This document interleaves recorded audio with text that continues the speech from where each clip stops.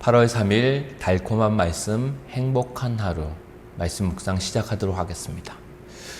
오늘 함께 저희들이 나눌 말씀은 이사야서 18장 1절에서 7절 말씀입니다.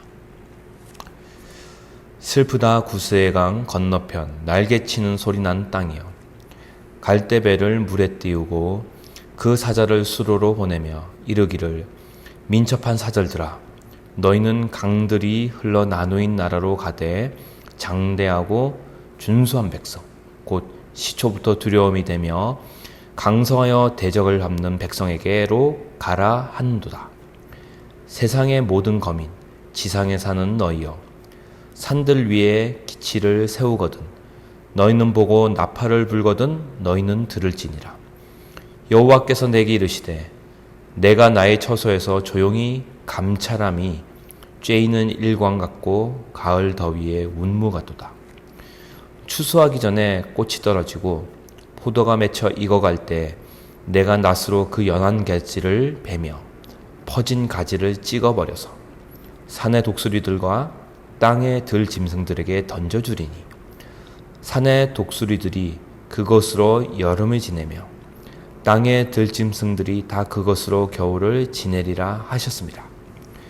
그때 강들이 흘러 나누인 나라에 장대하고 준수한 백성 곧 시초부터 두려움이 되며 강성하여 대적을 밟는 백성이 만군의 여호와께 드릴 예물을 가지고 만군의 여호와의 이름을 두신 곳 시온산에 이르리라. 아멘. 저희들 이사야서 18장 말씀 함께 잠깐 읽었는데요. 이사야서 18장의 배경은 이제 아시리아가 북이스라엘을 멸망시키고 그 다음에는 이제 남쪽에 있는 유다까지 침략하려고 하는 그런 상황이었습니다. 그 상황 속에서 하나님께서 이사야를 통해 다시 한번 어떻게 이 세상을 운영하실지를 말씀하고 계시는 장면이에요. 그 당시에 아시리아를 두려워하는 수많은 나라들이 있었습니다. 그래서 그 나라들이 힘을 합쳐서 아시리아에 대응하기 위하여 반아시리아 전선이 구축되려고 하는 상황이었어요. 그래서 아프리카 쪽에 있는 에티오피아를 주축으로 해서 시리아와 중동 또 여러 나라들과 이렇게 연합전선이 구축되는 거예요.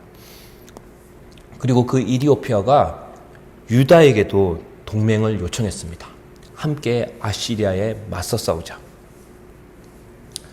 그래서 이 유다가 에티오피아를 의지하고 싶고 나라들을 의지하고 싶고 정말 눈에 안 보이는 하나님보다는 당장 주변 나라들의 힘을 이용하고 의지해서 아시리아를 대항하고 싶은 그런 마음을 가지고 있을 때 하나님께서 에티오피아와 또 유다에게 이런 예언을 주시는 거예요. 하나님이 결국은 아시리아를 심판할 것이라는 예언을 유다와 에티오피아에게 주는 거죠. 1절에서 3절 말씀을 보면 구스의 강 건너편 날개치는 소리나는 땅이요. 자, 구스라는 그 지명은 에티오피아의 옛날 지명입니다. 이사야서가 쓰여질 때는 에티오피아 땅을 구스라고 많이 불렀어요. 그래서 에티오피아의 사절들에게 너희 나라로 돌아가라. 왜냐? 하나님의 때가 되면 하나님께서 나팔을 불 것이고 그 하나님의 나팔 소리와 함께 결국은 어떻게 될 것이다? 너희는 그 나팔 소리를 듣게 되고 아시리아가 심판받는 것을 보게 될 거라는 거죠. 그 4절에서 7절 말씀 보면 하나님께서 모든 것을 다 조용히 다 감찰하신다는 거예요. 당장은 하나님이 막 뭔가 움직이지 않는 것처럼 보이지만 하나님이 온 세상을 지켜보고 계신다는 거죠. 낫으로 가지를 찍어버리듯이 하나님이 아시리아를 탁 찍어서 버릴 거라는 거예요. 그리고 산의 독수리들과 땅의 들짐승들에게 먹잇감으로 아시리아를 던져준다는 거죠. 그리고 7절에 에티오피아 백성이 시온산으로 와서 하나님께 예물을 드리고 예배를 드릴 것이라는 겁니다. 하나님이 어떤 악한 사람이나 어떤 악한 민족을 심판하실 때 쓰는 막대기들이나 해초리가 있어요. 예를 들면 자연재해 그런 해초리가 있습니다. 그래서 기근을 주시기도 하고요. 전쟁의 막대기 또는 지진의 막대기, 이런 전염병이라든지 이런 자연재해를 통해서 하나님께서 사람을 심판하시고 민족과 나라를 심판하세요. 근데 하나님이 주로 자주 사용하시고 확실한 효과를 주는 그런 막대기가 있습니다. 그게 뭐냐면 바로 사람 막대기예요. 또는 민족의 막대기, 나라의 막대기죠. 하나님께서 이스라엘이 반역했을 때 아시리아라는 막대기를 들어서 그 막대기로 이스라엘을 심판하십니다. 근데 그 아시리아가 교만해졌을 때 하나님은 또다시 바벨론이라는 그 막대기 해초리를 들어서 아시리아를 심판하세요. 바벨론이 교만해졌을 때는 하나님이 페르시아라는 막대기를 들어서 바벨론을 심판하시고요. 또 페르시아가 나중에는 알렉산더의 그 헬라 제국에 의해서 멸망당합니다. 또 헬라 제국이 교만해졌을 때 하나님은 로마 제국을 들어서 심판하시고요. 그 이후에도 계속 역사는 로마 제국은 게르만족에게 점령당하고요. 또 게르만족은 결국 원나라에게 나중에 징기스탄에게 쫓기고, 그런 징기스탄의 원나라도 결국 무슬림들에게 모든 제국이 다 찢겨지고요. 무슬림들은 나중에 또 서구 열강들에게 다 침략을 당하죠.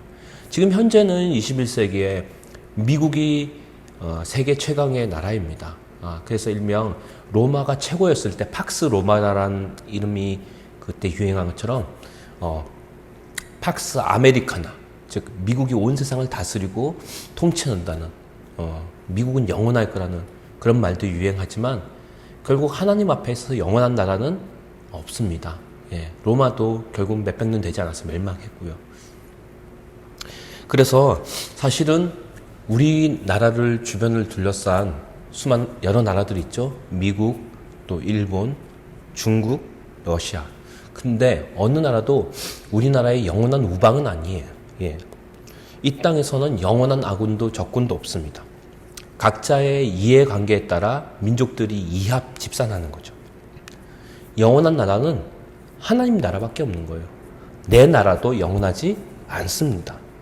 그러니까 이 땅에서 우리가 구하고 의지해야 될 대상은 바로 내 나라도 아니고 러시아, 일본, 미국 그 어느 나라도 아닌 거예요. 하나님만 의지해야 되고 하나님 나라만 영원한 줄 믿습니다.